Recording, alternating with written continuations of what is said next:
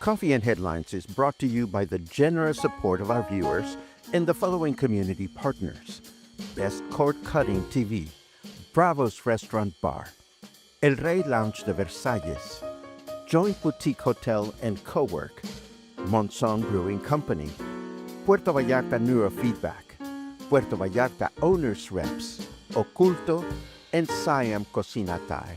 Thank you for your support, and thank you for supporting our community partners.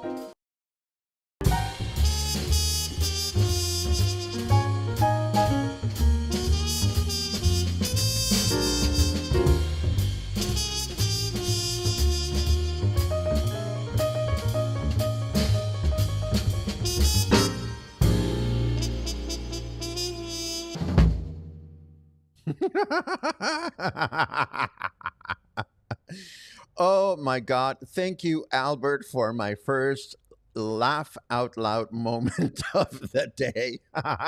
Good morning, everyone. Welcome. It's not the romantic zone, and you know it. It's not easy. It's Emiliano Zapata, but let's not go there. Good morning, everyone. Welcome back to Coffee and Headlines. This is another get together live here on Facebook and YouTube. We now go live to Facebook and YouTube at the same time, so it's a pleasure to welcome our YouTube live watchers along with our Facebook live watchers. We are here to connect with each other and with the news that I have found. Hopefully, you'll find them interesting. And we're also here to connect with your comments, ideas, and suggestions. The weekend is here. I am so happy that the weekend is here. It's Saturday all day long. It's Saturday. Let's stop the music. There you go. So I don't know what kind of plans you have. I'm going to go up the river. I'm going to go to the Rio Quali to spend time with my dear friends Lars, Claude, and Lucas. And that will just fill me with great energy and great vibes. And I hope you have great plans for your weekend.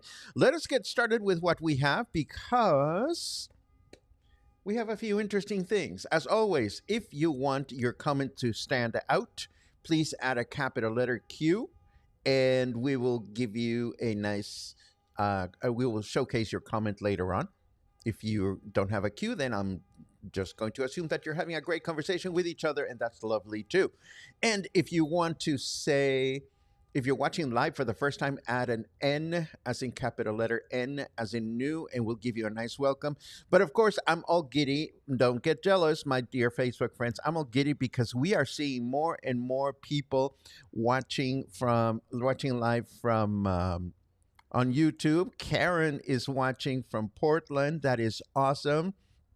Susan is also watching on YouTube. Check out the little YouTube little flaggy under her photo. So this is super cool. I am so excited. But enough about that. Let us dive into the news and take it from there. We begin with good news, having just obtained national certification for Puerto Vallarta's Playa de Oro Beach. The local government, along with Jalisco's Ministry of Tourism, is aiming for 12 blue flag beach certifications by next year. It's been done before. So if it sounds like the local government is overreaching, no, it isn't. It's nice to know that a few administrations ago, the powers that be have been invested in keeping our beaches well certified. So if I'm reading that the local government, along with our new Minister of Tourism, are trying to reclaim this, I think it's great news for our destination in the future. In the meantime, unfortunately, the jellyfish that were reported in nearby beaches in other municipalities have reached our municipality, and just in time for Semana Santa. There are now purple flags at beaches in Hotel Zone and south of Los Muertos. So do be careful if you go to the beach and you're walking. And of course, be careful if you go to the ocean. Go into the ocean, there is jellyfish. There are jellyfish out and about.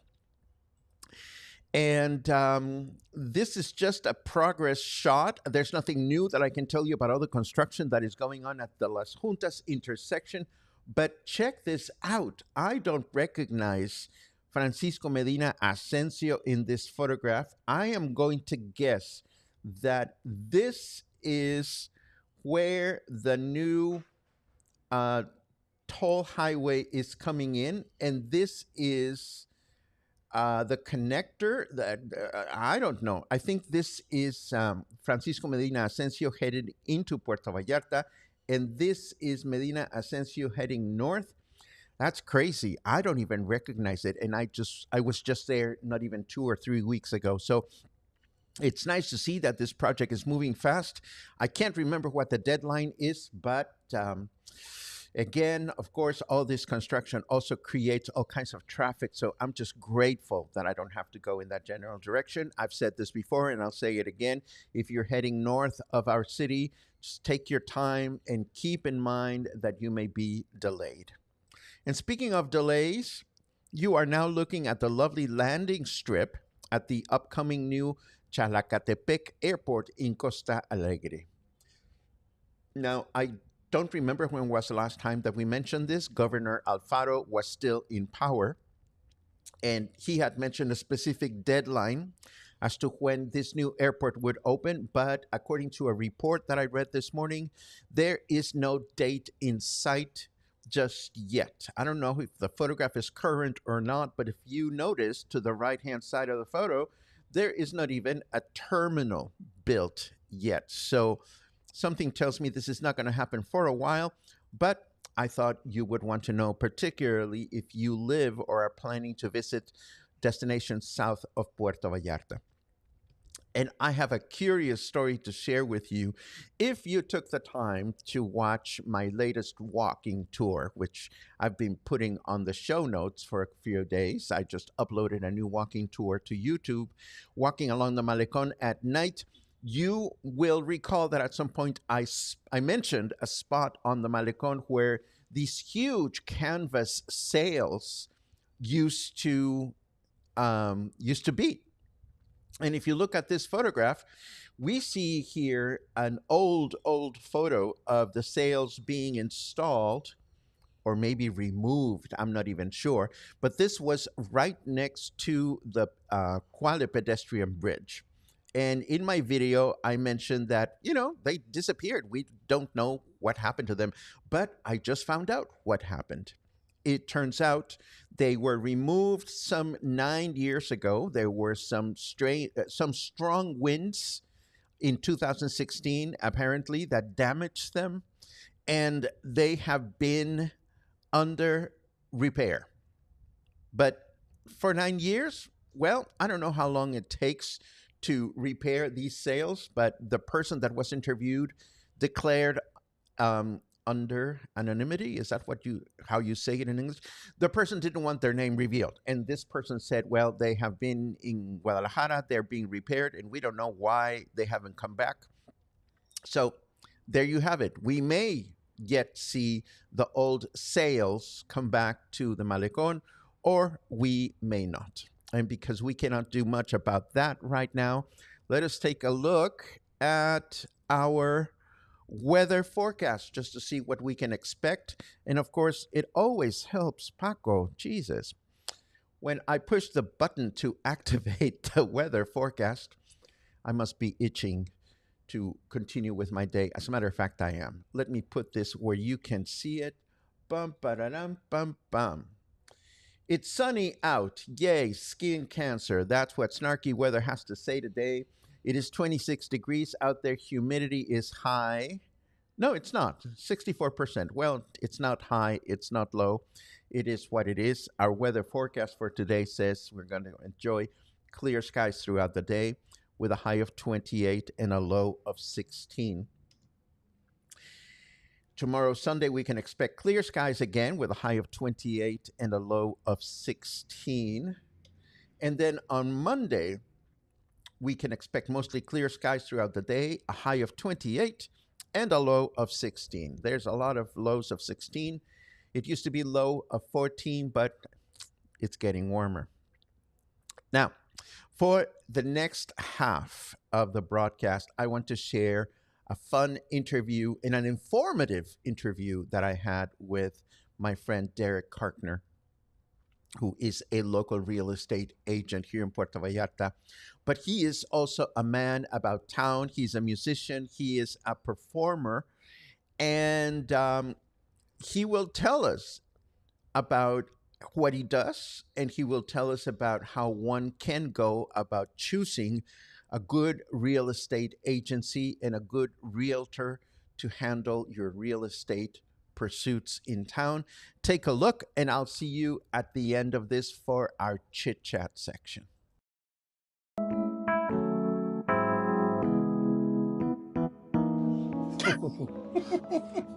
Derek Carkner, what a pleasure to have you here. Muchas gracias, Paco. It's been a while since we talked about getting together and having a conversation.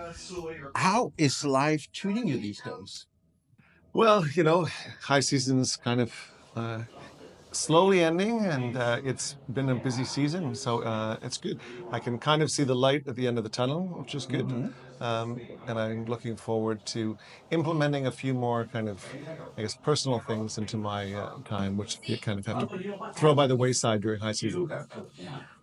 I know that you are involved in real estate and you're also involved in music here in town. You perform with a couple of locals, and sometimes you're everywhere. You are everywhere. But one of the first things that came out of your mouth that caught my attention was high season and low season. Is the mindset of high season and low season still very much ingrained out there for some industries? For some industries, I think, sure. I mean, I think that in entertainment, they will notice a big drop off of tourists and the people that need to go and support the venues. And some of the venues shut down for certain nights, some shut down for the season.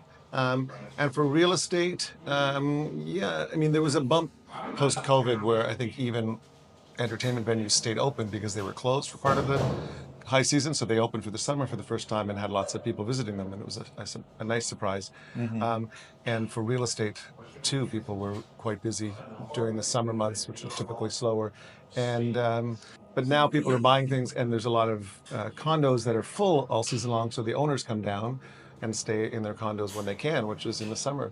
And people are experiencing the summers and realizing they're not that bad. People see thunderstorms on the weather forecast and think it's thunderstorm every day, but really there might be one for half an hour or 20 minutes, but it's not every day. The weather's never right. So Interesting. But regardless of the whole, I mean, I think in terms of high season and low season, not so much because I'm directly involved with this shift of population, which is undeniable.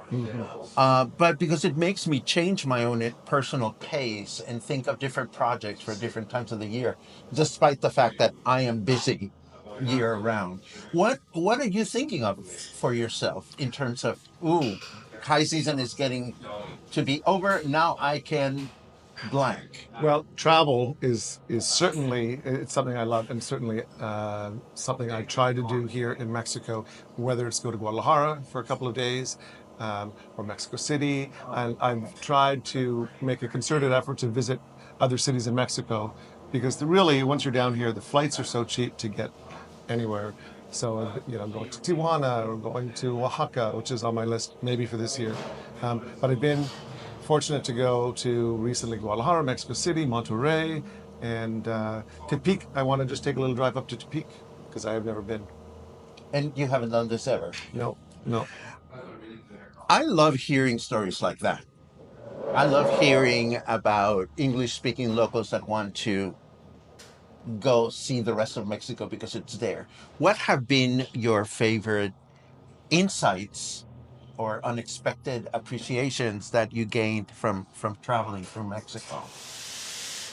Well, I think it puts some things in perspective as far as the culture of food and things. On a recent trip to Mexico City, I do videos for my Facebook page for real estate and try to introduce clients or future clients to things in Mexico, specifically Puerto Vallarta. But I was in this huge bakery, Ideal, Pasteleria Ideal, which is famous in Mexico City, and it's almost 100 years old. And so researching that, but the bakery culture, and that you get a tray and tongs, and kind of, I'm used to it here now, but I realize, oh, people probably don't know that you have to get a tray and tongs, and that's kind of why they're there. But learning about all the different shapes of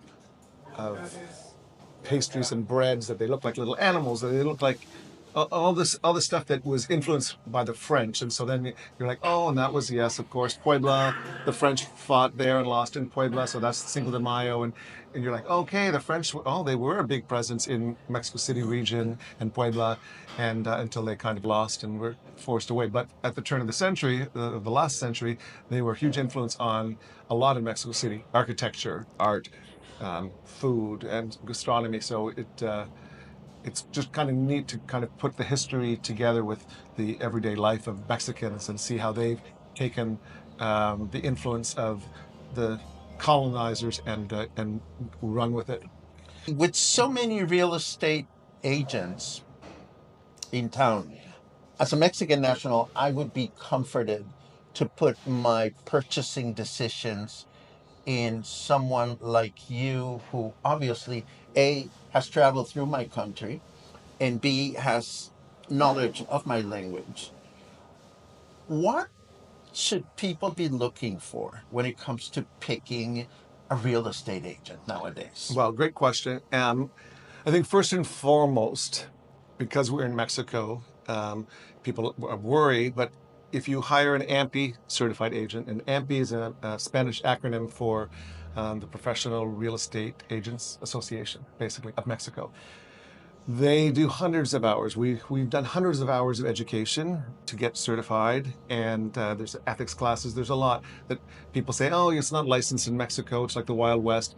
And there are people here that aren't AMPI that it is like the Wild West. And sometimes I get offers written from them sent to me, and it's like on a piece of paper, like a kindergartner wrote it. It's like, my clients will buy this home for this much, and that's it. And I'm like, well, there's a lot of legal issues that you're missing. So AMPI certification would be one. And then people are often asking on Facebook, I'm looking for a real estate agent. And I don't know whether they just take somebody's word for it or not. And sometimes it's somebody's husband or boyfriend or roommate that are recommending their friend. And I think you need to, I mean, you're in this relationship for a while, and you have to discuss a lot of personal things. And depending on the relationships, a lot of things can go wrong. And you are a psychiatrist, you are a therapist, you are a counselor, and so many other things. And so you really should pick somebody that you have kind of good chemistry with. Like, I'm surprised more people don't, interview them and talk about them. I kind of, as serious as I am, have I won't say great sense of humor, but I have a sense of humor that I like to use in my everyday life. And that helps take away the anxiety of some people. It helps take away some of my anxiety when I need to. And so it's one of the things when people ask me, why should we choose you? I will make it simple and uncomplicated for you, and do it with a smile on my face and hopefully one on yours. We have a great company, so I think you need to find somebody with resources, because they're going to be marketing your place if you're selling it, or if you're looking for a place, somebody that has access to all of the different sites, and that will be communicative, like answer your messages promptly and be able to explain things. And I think by being almost bilingual. I mean, I understand all of the Spanish words now, escritura and everything that you need for the real estate process. And puedo hablar español con mis clientes también, and the notary or things like that. So I understand if maybe a Mexican national would want to go with a Mexican national for the same reason that a lot of expats want to go with an expat. They kind of are afraid. I think the expats are maybe afraid they might not understand something if somebody doesn't speak much English. I live in La Vena, which is right across from Versalles. And I am sure that an increasing number of agencies and agents are now familiar with Versalles, to give you an example. But I mean, there was a time in which, not too long ago, if you wanted to find something in Versalles, you had to go the old-fashioned way, which was go asking around and talking to people.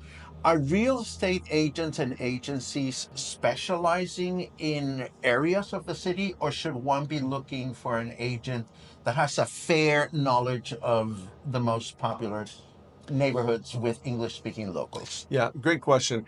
I think there are certain areas like Conchas Chinas that maybe some people specialize in.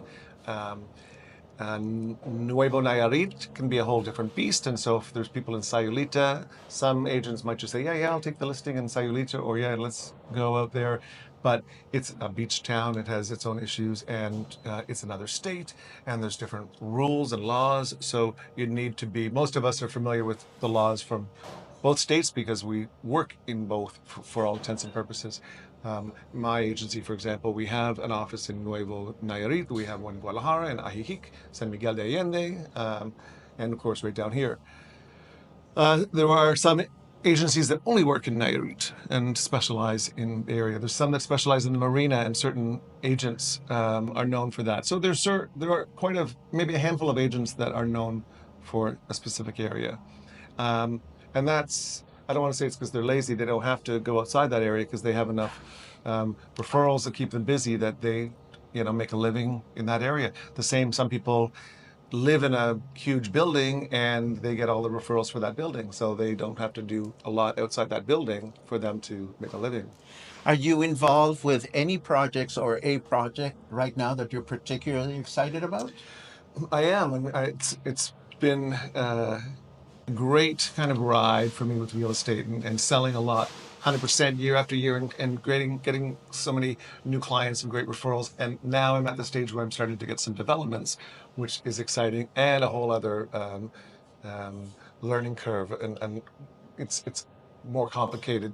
But what I like about it is it makes me understand the process for people that are buying pre-construction, because now I'm involved behind the scenes and I know what certificates need to be asked for, what they should have from the government. So they're not buying something that's going to be shut down. Because there are people worried about pre-construction, and there's Profepa, there's Profeco. There are a lot of federal agencies that are stepped in and can protect you with certain contracts and things. So if your development doesn't have one of those, then you're more likely to be on some shaky ground.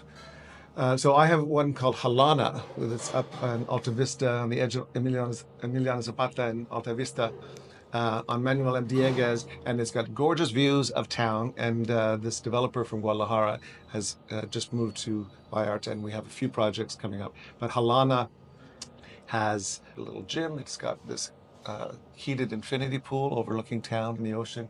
And for what this developer, all the luxury stuff he's putting in, those are great prices. Investment return you're going to get is great. So I'm really excited to work with him. Excellent. So yeah, if anybody wants more information, reach out to me. Absolutely. And of course, you may or may not know this, but Derek can often be found sitting on the stage playing the piano. Do you still find time for that, or do they look for you? Do you look for the experience? What's going on? I should, I guess, be flattered that they do still look. They ask and call, and I feel bad saying I can't so often, especially the weekly shows. So, there's been great ideas for weekly shows that they want me to do for the season, and I just can't, because I have to put my clients first now. And I used to play even late at night at Garbo's, and I thought that would be okay because it starts at 10 o'clock and 10 till 12, but I would sometimes be waiting on an offer and the deadline's at midnight and it's 10 o'clock and I'm playing along and looking at the artist saying like, we have to take a break, I think, soon. I have to check my email.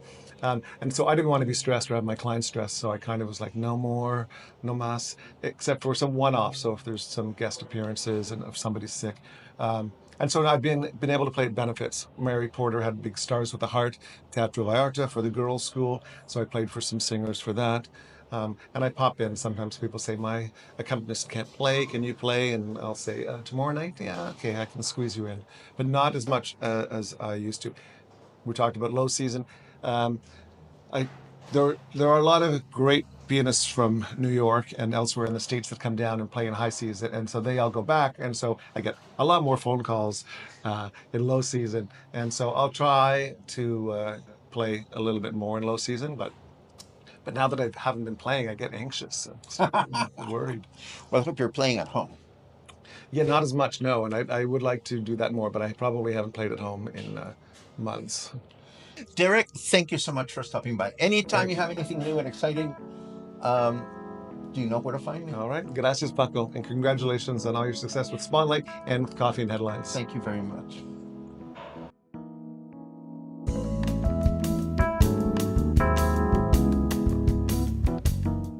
And there you have it. You know, it's not in my cards to own real estate. It just isn't. But if I was shopping for real estate, I would give all my trust to Derek Carkner. I can only imagine how stressful and traumatizing it must be to be thinking of investing your life savings maybe in a different country, in a different place. And Derek, I've known him for a few years. He's a great human being. He knows what he's talking about, and he has a great sense of humor, despite the fact that he seems to think that he's a little bit on the serious side. He's not. He's a great man, a great gentleman, and it was such a pleasure to finally connect with you, Derek. I hope, for what it's worth, that this interview helps you create more nurturing connections in your path. So, with that said, oh, and we see a little gracias from Derek. I tell you, he's a gentleman, good guy.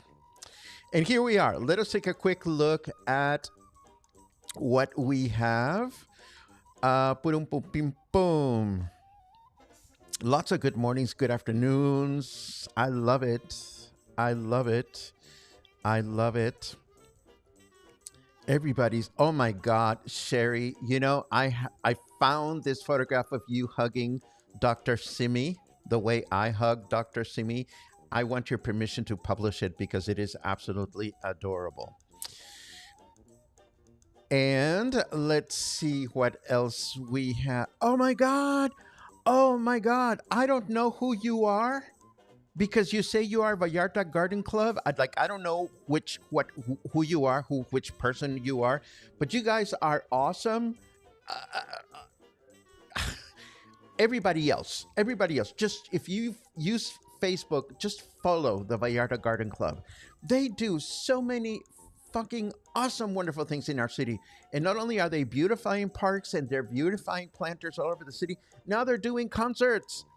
They're doing concerts on the river, on the island. I mean, I bow in your general direction, Vallarta Garden Club. It is awesome what you do. Oh, this is important. Thank you very much, Renee.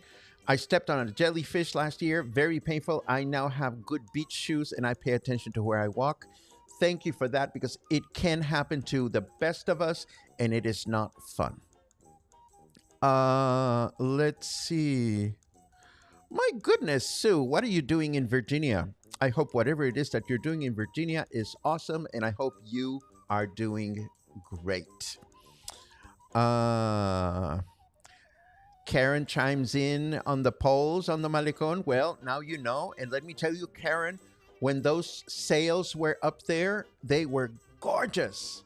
They were gorgeous. It is unfortunate that sooner or later they were vandalized by tags and graffiti and this, that, and the other. And clearly, from what I read, the things that were used to hold them to the ground got corroded. They were not maintained properly. And we know how that story goes.